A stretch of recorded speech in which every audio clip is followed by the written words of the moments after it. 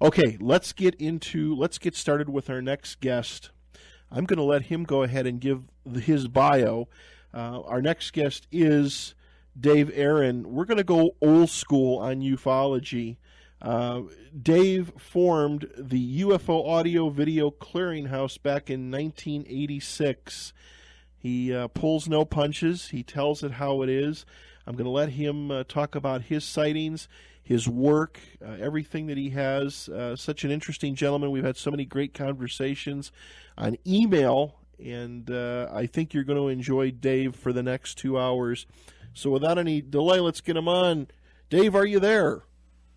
Yes, I am, and my thanks to KTKK, the shortwave listeners, and K-Talk Radio for allowing me to scare the daylights out of the government. It's about time I got even with them.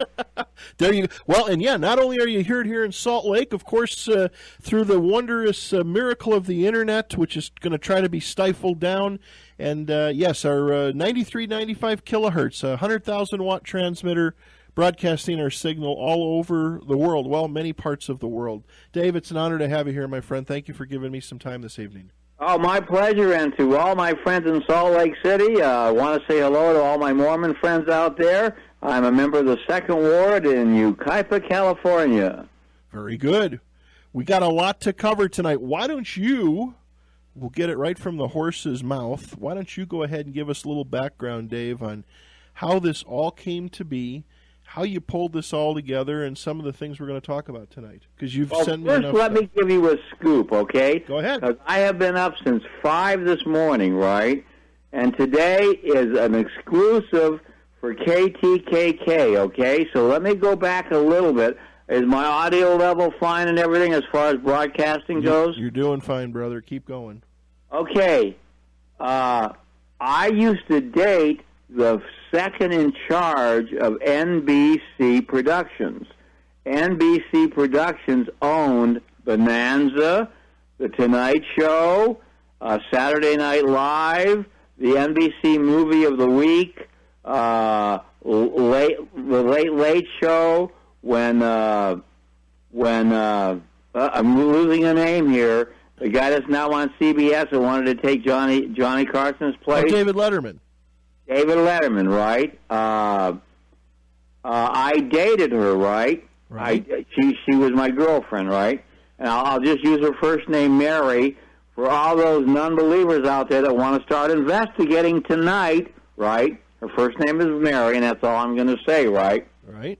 So I'm there at NBC Studios, right, in Burbank, California, and this guy walks in and he says, "Hi, my name is Chris Carter, and I have this idea for a show, and I want to call it the X-Files, and it's going to be about secret government division of the FBI looking for aliens and the truth behind UFOs." So her boss walks out. Remember, this is NBC Productions, not the NBC network, just the part of television shows that NBC owned, which I named most of them, but I can't remember all of them. Sure. So the president of NBC Production comes out and says, "All right, sign the contract." So Chris signs the contract. I'm witnessing this. I'm there that day. And 3 days later, I talked to Mary, and Mary says, "Nah, they just thought the show was too stupid." Right? UFOs? Who would watch a show about UFOs, right? Well, they don't exist. What's that? Go ahead. So this is history that very, very few people know about, that the X-Files, the same morons that turned down Star Trek after 3 years, also turned down the X-Files. And then, of course, Chris Carter went to Fox, and Fox thought, what a great idea. Now, today, I have been running all over the L.A. area. Today, a scoop for your listeners only, right? A check today for $37,500,000 was written out by 20th Century Fox, handed to Chris Carter, and the X-Files starts filming the third movie this week. Wow. Wasn't there talk too, Dave, about the series coming back? That I'm not aware of. Okay. Yeah, I know. I saw Dave different things, in social media. David Duchovny talking about doing something. So obviously, another movie is in the works. Yeah, what you probably saw was, well, it's really hard to find, after 8-9 years, right? And this show was always number one in L.A. both on Sunday and Friday. It's very hard, and I've worked in this field for 30 years. It's very hard to find all the actors that were the lone gunman, to find the cigarette-smoking man, and getting the two main stars. It's very hard to get all those people together, sign a contract. And I can tell your listeners that no matter what you've seen on the X-Files regarding UFOs, and I was only allowed to look at the basic overview of the script, this movie is going to really make the NRA, the National Security Administration, and the NRO, the National Reconnaissance Organization, those are the people that run our spy satellites, really mad. So if you think the North Koreans were mad at the interview, you wait till this new X-File movie comes out. It's going to be exciting. Could be. Yeah. So anyway, basically, I guess you got the 900-page bio I typed to you. I did, and I wanted to. I wanted you to give our listeners your bio yourself. We've got it, Dave. We've got it taken about a minute. We've got to take a break for our station, for other stations to sync up real quick with their stuff. So we'll take a break here in a little bit. But I'd like tonight to talk about, this is old school ufology. I've looked at, I've followed your work. I've looked at the different videos. There's so much there, so much interesting stuff, and so many things we can talk about tonight. It's you've uncovered and dug up and brought forth so much amazing stuff, and then also like to talk about your work in, if you want to call it, in media, where you've tried to bring all this stuff to the forefront for people to learn about it. Well, it's really, how much time do I have before you need to go to break? You got about 20 seconds. 20 seconds. All right, so ladies and gentlemen, boys and girls, and all you gray ET aliens, you lizard men, stand by after you have some do some checks on Travis Walton. We'll be back right after this message. All right, everybody, welcome back to Fringe Radio. We have got a great show in store tonight. Our good friend Dave Aaron is on the phone. Dave, again, thank you so much for giving up some time tonight. Oh, well, thank you for having me as a guest. So let's go ahead and pick up and talk about, let our listeners know a little bit about you, those that don't, a little bit of the background and how you got into what you do. Well, it started out, actually, when I was just a little boy, about 8 years old. My father was stationed at Davis-Monthan Air Force Base in Arizona, and his job, remember, we're talking about way before computers, we're talking about way before power steering, seat belts. I mean, we're talking like 1944, 1945, right? 46, 47. My dad was an oxygen technician, and what they did is they would take a plane, take off from Davis-Monthan Air Force Base in Tucson, Arizona, and they would fly a course from Arizona to New Mexico all day, and they would go up where there was no oxygen. And there were two guys in the back, and they would test oxygen masks. So if one guy started passing out, the other guy in the back would get a good oxygen mask that worked. So it was a two-man thing, and those oxygen masks that were good were marked good and sent to the Air Force and put in, whether it was B-29 or B-36s or whatever they were building those days. So one day, my mother gets a call that my dad is in the hospital, right? That as the plane came in for a landing, it blew apart. Now, you got to remember, these guys had parachutes on, they had oxygen masks on, they had cold weather flight leather jackets on, and I was about 8 years old, and I remember this clear as a bell. So when my dad got out of the hospital after rolling down the runway, and remember, we're not talking about, a runway that can today take a stealth fighter or a stealth bomber. We're talking about a runaway that could take a... In those days, SAC ran the B-36, the old propeller plane that had the three rear-facing engines on each side. Yep. I don't know how old you are. I'm very, very old. So 53. You're 53? Yeah. And I'm 72. So anyway, when my dad got out of the hospital, right, the other oxygen technician, he also lived. And he says, Bernard, he says, what was that object? What was that thing that went around and around our plane? A disc. It was a disc. It was not a helicopter. And the helicopter was just coming into service about 48, right? The old Bell like they used in Korea. Right, the Sikorsky. The Sikorsky was... I don't think quite around yet. There was the Flying Banana. Maybe you're right. Maybe the Flying Banana was made by Sikorsky. There's an old movie called The Bridges of Toko-Ri that Mickey Rooney was the helicopter pilot. Very, very, we're talking very, as you said, very ancient. So anyway, I'm 8 years old, and I hear my dad and this oxygen technician, I remember that they were both in the hospital for 3 weeks to a month to get their tissue to grow back, because when you're blown out of a plane landing at 140 miles an hour, those leather jackets and a parachute aren't going to protect you for too long. But anyway, their skin healed and everything, and my dad is saying it must have been one of those flying saucer things. And I don't know, I'm an 8-year-old kid. Right. I think, flying saucer thing. Must be something, that my dad was in. At that time, by the way, ladies and gentlemen, it was called the Army Air Force. There was no Air Force and was no Army. It was a combined service. The Army and Air Force were the same military unit. So a few years go by, and now it's 1947, and I can't say the exact month or date because I only know this through reading history.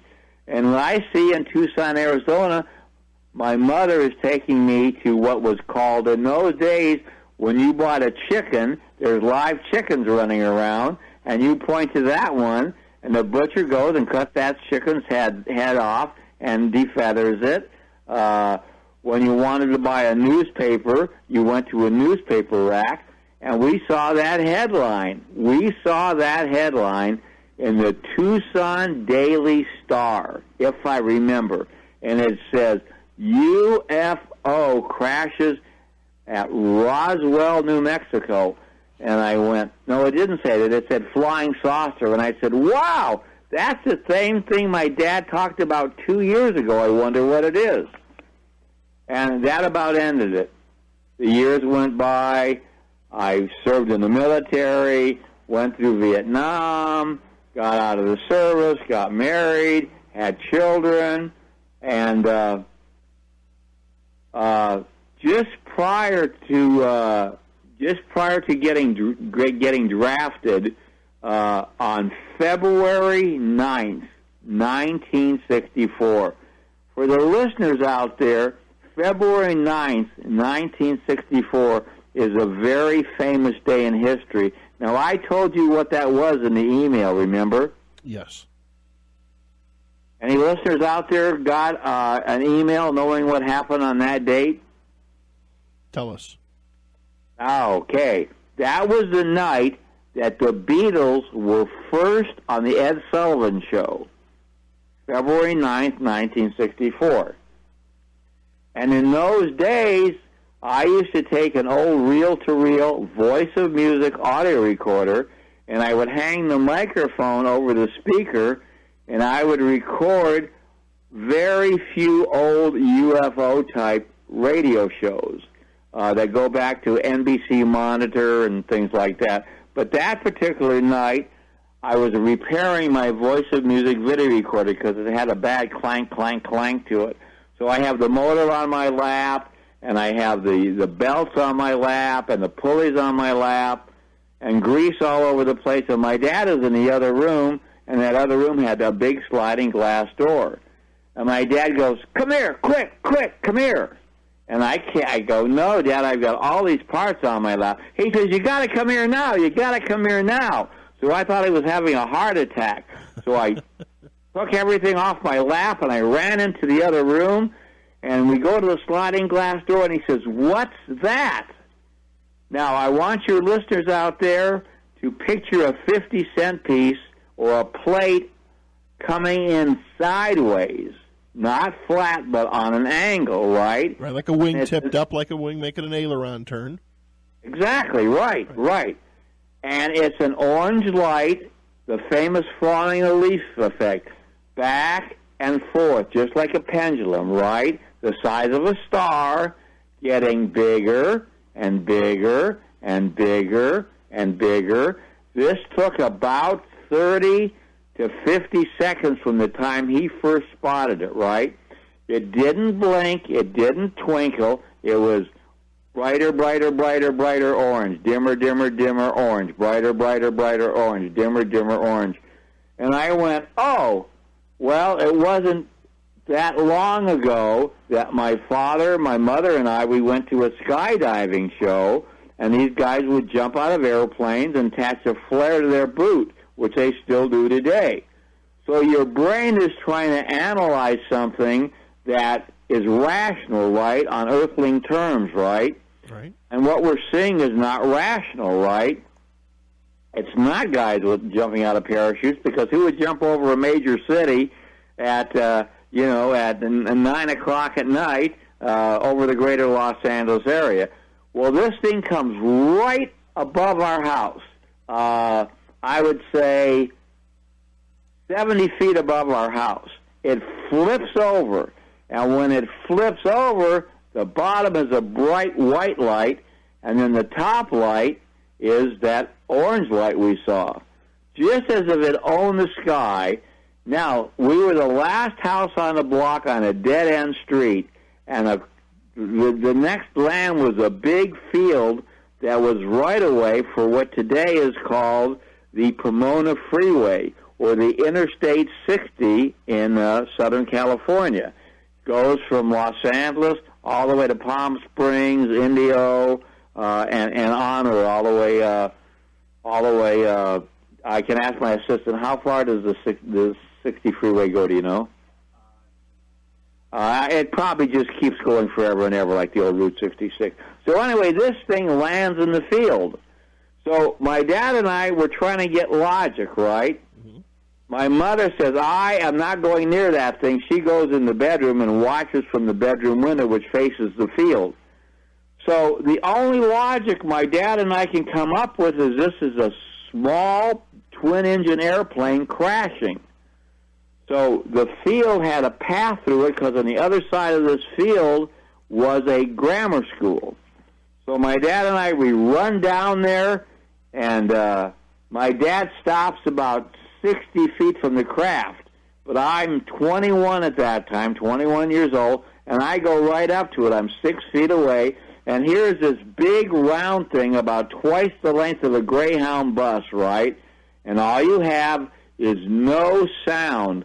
That whole field, all the crickets, all the wind whistling, all the little noises you hear on a cold February night. The only sound I could hear was my heartbeat, like it was amplified 5,000 times. Kaboom, kaboom, kaboom. And it wasn't from the running. It was some force or something that caused that. So I go and say, do you guys need any help? Can we help you? Did you crash? What can we do for you, right? My dad says, get away from it. It's one of those flying saucer things. So my dad runs behind the bush and hides, right? Because I don't know what he's saying. So all of a sudden, the craft, if you picture a yardstick and take the half the length of a 36-inch yardstick, remember, it was very dark except for the lighting from the bottom of the craft and the orange light on top, so there was enough light to see this really clear, right? The side of the craft, a good example was the movie The Terminator. You know how he turned into liquid mercury? Yes, yes. Well, the side of this craft, about 18 inches by, I would say, 16 inches high, turns into a liquid. That's the only way I can describe it, like mercury, right? And my brain is going crazy. This is not logical. This is not a helicopter. This is not a jet. This is nothing known to man. And I said one more time, can I help you? And this beam comes out. Now, this beam today, in earthly terms, we would call a laser. But there was no laser in 1964, right? Right. And did you go to the Internet and see me on Strange Universe where I showed my scars? I brushed. There was so much, Dave. I brushed over a lot of different stuff. All right. So anyway, this beam hits me. It looks like a solid piece of, you know, a mechanical pencil, how the lead comes out of it when you twist the pencil? Sure. This is what this looked like, except it was a beam of light. And just as the light hit me, I turned to the right. So the beam made a little cross move across me. It lifted me up about the Fox show. For those people that are listening, if you go to Dave Aaron on YouTube, and then you look up UFO evidence collector, you'll see how the Fox network redid the creation of what happened to me that night. But it didn't lift me the 60 feet it shows on the Internet. But it did lift me about 5 feet off the ground, and the beam pushes me all the way back to the barricade where the street dead ends, right? Right. And at that time, I had a photo business called Dave's Photo Business, and we took bowling alley pictures of bowling alley teams. I had my own dark room, and we would sell an 8x10 black and white of a bowling team for $1, right? And it cost me, 5 cents to take the shot and develop it. And I had a Speed Graphics old press camera with a 120 roll film adapter, and I used Tri-X film. For those of you that don't know what Tri-X film was, Tri-X film is a very fast black and white film. It takes very little light to get a picture because you're taking pictures inside a bowling alley. So this thing, all of a sudden, the squares around it start lighting up. So around the center of the disc are these series of squares. Now, the first square is red, but it's not blinking and it's not flashing. It's the spectrum of red, brighter, brighter, brighter, brighter, brighter, brighter, cherry red. Then the red square moves to the next square, so the next square with the red square was yellow. So now you have red, red, red, red, red, yellow, yellow, yellow, orange, orange, orange, orange, orange. Then those two lights move over, then the third light lights up, then you have yellow. So you've got this pattern of light eventually that became red, orange, yellow, green, blue, indigo, and violet. Those are the exact colors of the spectrum. If you remember the science class named Roy G. Biv, those letters stand for the colors of the spectrum: red, orange, yellow, green, blue, indigo, and violet. And these lights, they're not spinning, they're pulsing, and they keep moving from square to square, right? And I'm amazed. I'm like on a scale of 1 to 10, I'm 200, and I say, go get the press camera. Go get the press camera. You have 12 exposures left of a 120 roll film. Go get the camera. Go get the camera. I could not move. No matter how much I wanted to take that step, I could not move. Like being paralyzed. I wasn't paralyzed. I was frozen in amazement. What I saw that night and what millions of others have seen since 1964 have made the UFO mystery a 70-year lie. So, the thing decides to increase this color spectrum faster, faster, faster, faster. I don't know what it was. Was it anti-collision lights? Was it a propulsion system? I have no idea. It lifts off the ground. In the meantime, my dad ran in and called the police. What do we know? We didn't know. You call the police? No, you call nobody, all right? All right, everybody, welcome back to Fringe Radio. Dave Aaron is our guest tonight. Again, Dave, thank you so much for for being here and sharing this with us. So let's go ahead and pick back up again. Okay, well, I hope the listeners have picked up. By the way, you have some great ads on your station. We're listening and thinking of buying some of the products you're advertising. Well, they help keep the lights on. Right. So anyway, we were talking about this amazing UFO that landed in Hacienda Heights, California, on February 9th. So when the police came, the object had taken off about 5 minutes before the police arrived, right, and 3 police cars arrived. And they told us that they got reports from all over the city, all over the area. They got 35 reports of a strange object flying in the sky. So those reports were probably both before it landed and after it took off. It didn't take off in a whisk and disappear in a second. It took off like it owned the sky. It took off maybe 5-10 miles an hour, flew over the Puente Hills, around the corner, and then over to the town of Whittier, and that's where we lost track of it. But the police had report after report after report. So I asked, the officer interviewed my dad and I, and asked us, to describe what we saw. We described it, and they said to come back later, about 30 days, and see the police report, and they'll let us know what happened. Right. So in the meantime, I'm telling all my friends, wow, my dad and I saw a flying saucer last night, and this beam hit me, and it threw me way across, it moved me off the field and threw me across the street, and here's the scar, and here's the burn mark. So all my friends at that time, there was a Sun-Kissed Orange commercial advertising Sun-Kissed orange juice. And do you recall that? They would have oranges falling from the sky. Oh, yeah. And at night, we're talking 1964 television. Very few people had a color TV, but some did because color TV came out in 1955. So, everybody's making fun of me, right? It's Sun-Kissed Orange Dave, right? Yada yada yada, right? So now it's about maybe 3 weeks later. I'm going back in my mind, remember, to 1964, so not everything is exactly 100% accurate. So I go to Disneyland. The family goes to Disneyland with the neighbors, right? And they had a thing there called the Carousel of Progress. And it was a stage that stayed put, and the audience rotated around it. And it was electricity through the years, starting before electricity, like in 1870, where if you were lucky enough to get ice, you could refrigerate things. And it went from the 1990s to the 20s.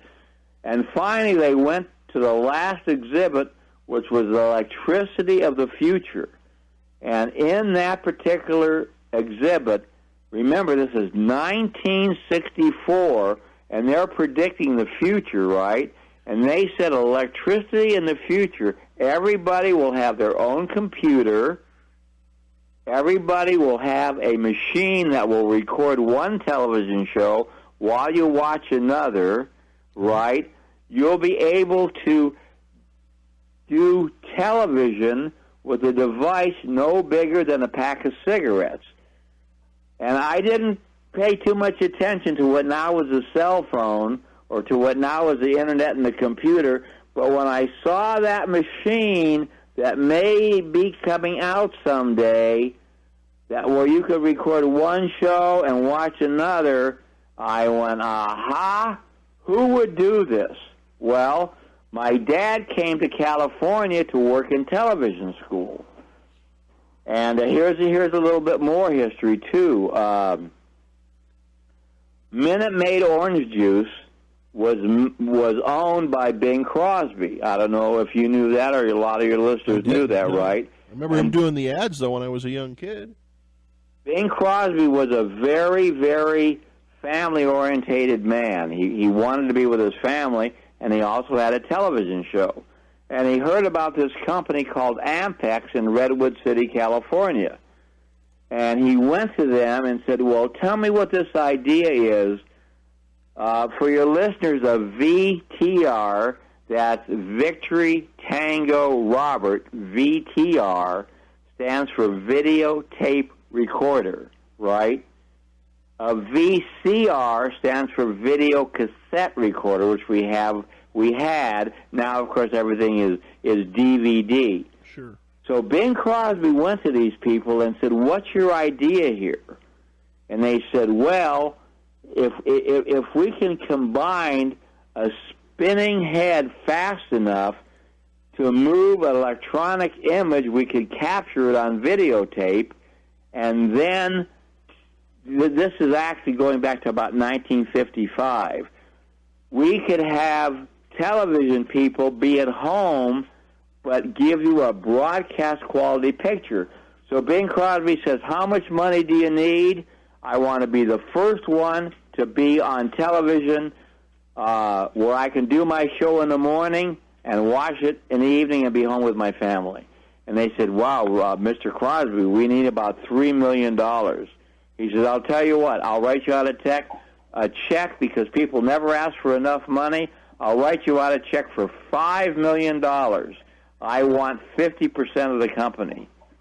And Ampex wouldn't do it. They would give him 49% of the company. And he said, "Deal." Gave him the money. The rest is history. Ampex developed the VTR, and that's where ENG came from. For the listeners out there that don't know what ENG is, that stands for Electronic News Gathering. And when you see a live broadcast from any place in the world right now, that is all because of Bing Crosby. Had Bing Crosby not given Ampex that money, the videotape recorder would not have been made. Then the Toshiba company went to Ampex and said, "Can we make a miniaturized version of this for home use?" Toshiba failed. They couldn't come up with it. But Sony did, and the Betamax came out. And I went, hot dog. Now I can prove I saw that UFO by other people, cameramen, remember, television cameramen, because things were on film then at first, right? And they could put this through a film change machine, and I could get videotapes of actual UFO footage from the United States only at that time, because there's different formats around the world. You can't take a tape in America and play it in France or Italy, because there's 4 different types of television format. Not NTSC, which we use here, CCAM, which they use in France, PAL, which they use in Europe, and monochrome Toto. Monochrome Toto are in very small African countries that only broadcast in black and white. But in America, there's American television can be seen in Canada, Japan, Mexico, most of Central America. So I said, So I started getting UFO footage from different cameramen, right, on film. And I had what was known as a 3/4 machine. That was the first video recorder that came out. So I got to transfer that to Betamax, and then from the Betamax, I started our first catalog, which was only 2 pages, and it said, "Never seen a UFO? Join the UFO Clearinghouse." Membership was only $2, and they could choose anything off the list, and there was a time frame of what each little section ran. UFO videotaped over Nevada, 30 seconds. UFO taped off aircraft carrier in the China Sea, 4 minutes. And they could choose as much as they wanted, up to 2 hours, right? Right. And it was just a dumb thing. I sat in front of the typewriter and said, how am I going to prove I saw that UFO that night?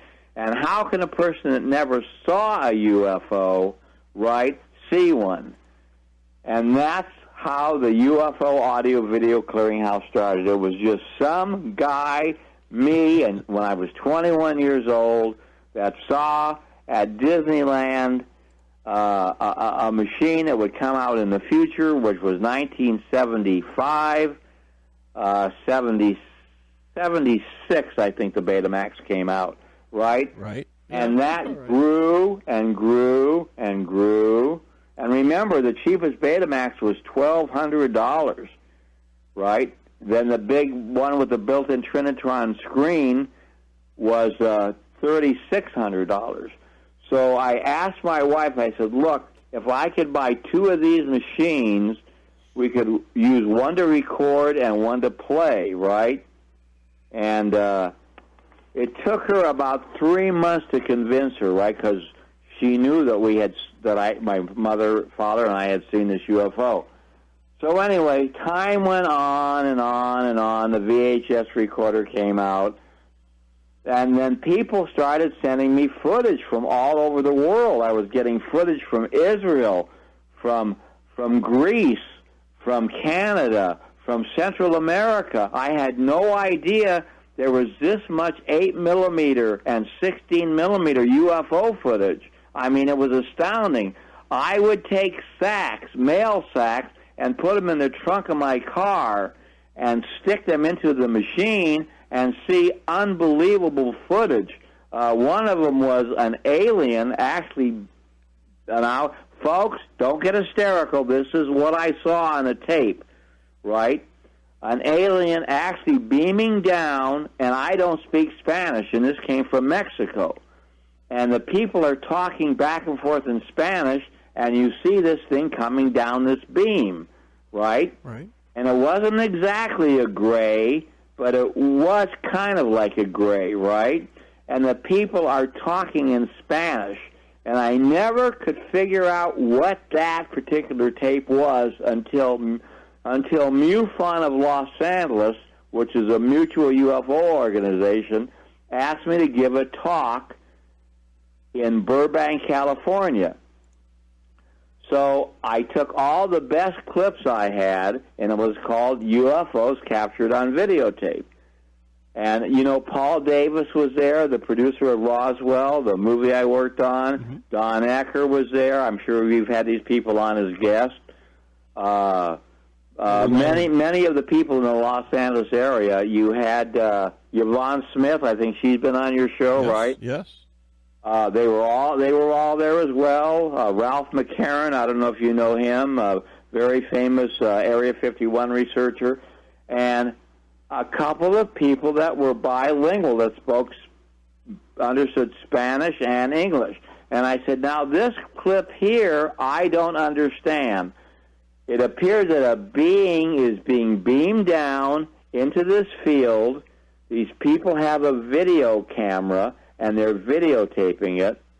The video camera, not the camcorder, ladies and gentlemen. The video camera screwed into a video recorder, and you wore it on your shoulder, and it weighed about 40 pounds, and it worked off a giant battery. Remember those? Yeah, I sure do. So they taped it. They taped this thing.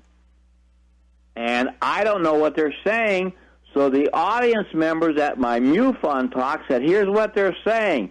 It's so ugly, Henrietta. What is it? And Henrietta says, I don't know. It's Diablo, the devil, right? And then all of a sudden, it blinks out, it vanishes. The camera pans up to the UFO. It streaks away in a microsecond. And those two women are talking and saying, we saw the devil, we saw the devil. And this is what is being interpreted to me by the MUFON members that were bilingual. So that became and still is one of the greatest UFO alien videotapes ever taken. And I was very lucky to be one of the very first people to get it, because it happened that their next-door neighbor was a member of my UFO clearinghouse. And he said, send that to America. And, of course, Mexico uses the same system we use, the NTSC system. As I told you in my email, there's no way that I can give you 60 years of UFO research and what happened in a 2-hour show. Oh, sure, I understand. Well, and, you know, the other thing, too, Dave, just as a side comment, back then, there was no Photoshop. There was none of this. I mean, today you can take the simplest of things, load it on your computer, and do a lot of alteration. I mean, the stuff you put together, what I found so interesting, that's just raw footage with no alteration. Right, and that's why today when I tell people to go on the Internet, here's what I tell people. I say, forget all the footage. It's too easy to fake. Type in the name Richard M. Dolan. Type in the name Linda Moulton Howell. Type in the name the late Bud Hopkins. That's where you find out what UFOs are. Go get the book, UFOs and the National Security State by Richard M. Dolan.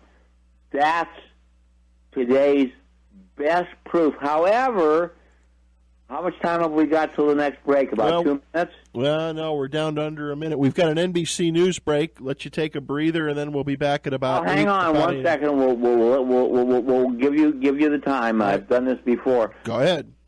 Today, we have to have programs like yours and KTKK and all those people at K-Talk Radio and other radio stations and the Internet to let the truth out, because television won't. So I'll let you go ahead and wrap this portion up and let you go into your commercial, and we'll be back with you after I have a drink of water. All right.